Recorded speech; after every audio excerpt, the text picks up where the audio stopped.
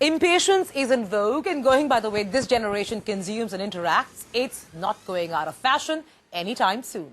The repercussions for the advertising industry are mammoth, as no one wants to spend time dedicated to watching a TVC or looking at a print ad. But few things are as universal and conducive to unadulterated happiness as music. 6 years since its inception, and the Bacardi NH7 Weekender stands testimony to just this fact. Now known as the place to be for young music enthusiasts, India's music carnival is everything a youth brand could ever want to be. Cool, different and undeniably fun. A perfect platform for brands struggling to find a connect with a demographic that gives most marketers many a sleepless night. The youth. Here's a look at how brands are upping their game and doing a lot more than they did earlier to speak the same lingo as today's youth. Vijay reports.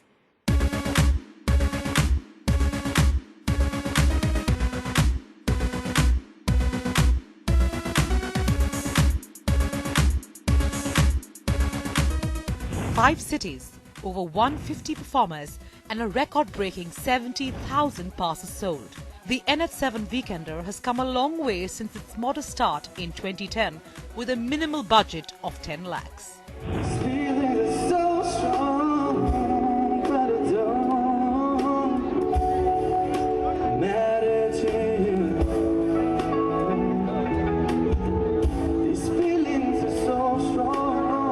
This record-breaking edition of NH7 was fueled not only by breathtaking performances by legends like A.R. Rahman, but also by several brands who have put their hearts, souls and their wallets into making the Weekender the happiest music festival for everyone present there.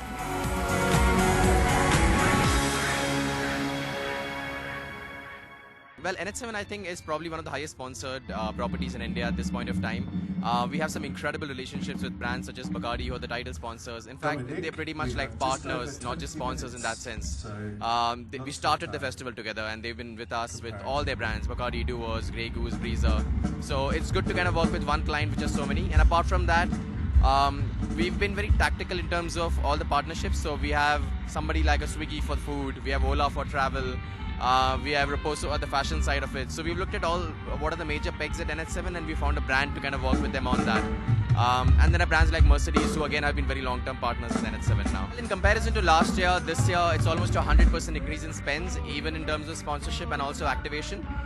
The fact that it's a fixed thing in the calendar helps brands plan much in advance, and we have a clear idea of who our audience is, so people kind of plan accordingly.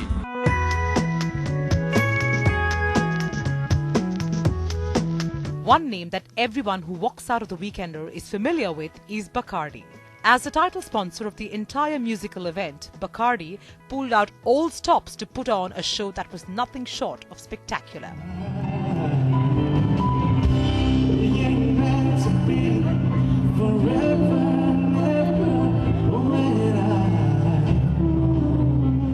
Bacardi's branding at NH7 was one which was completely unmissable, with their names on everything from the stage to the juice cups. But this was not all. Bacardi also made a huge impact on concert goers with their Ferris wheel and numerous stalls, particularly the Oculus Rift roller coaster simulation that created the illusion of zipping through the Weekender on a roller coaster. In terms of sponsorship monies, the Weekender has done very well, raking in close to 4 crores, which is a whopping 40% more than 2014. Bacardi NH7 Weekender over the last few years, we put together a giant Ferris wheel with Bacardi branding. We put together a balloon which gave a aerial view of the festival for select consumers. I think if you look at all the brands, what Bacardi is doing is probably the smartest in terms of it's subtle, it's not all in your face all over the place. But I think in terms of from naming stages, so you kind of walk around the bazaar and you have kids saying, you want to go to the Breezer Beat Camp or you want to go to the Bacardi Arena. I think from a brand's perspective, that's ultimately what you want, to kind of be associated with an event or a festival so much that you're irreplaceable in that sense. Bacardi, being the title sponsor, is also the biggest spender at NH7, contributing close to 50% of the Weekender's total advertising revenue. A new face and a big spender at the Weekender was Savan, spending close to 50 lakhs as a sponsor partner. The music app seized the opportunity to have access to thousands of music lovers in one location. with a special Savan studio, a selfie station, exclusive playlists curated by the artists themselves, and a chance to meet the artists, the music app most certainly made their presence at the Weekender known. Brands like Motorola and Jack & Jones also spend similar amounts to associate themselves with this music carnival. These are all people who are so passionate about their music that they come and congregate in so many numbers.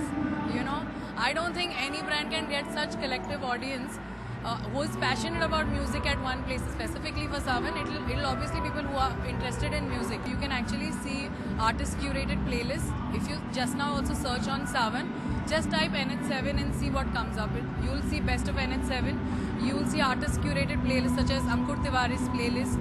Then there's something that we are doing for the first time, which means we are doing an audio documentary where we are covering all the festivals in an audio documentary format, and it will be made available on Savan as a podcast. This has been done for the first time.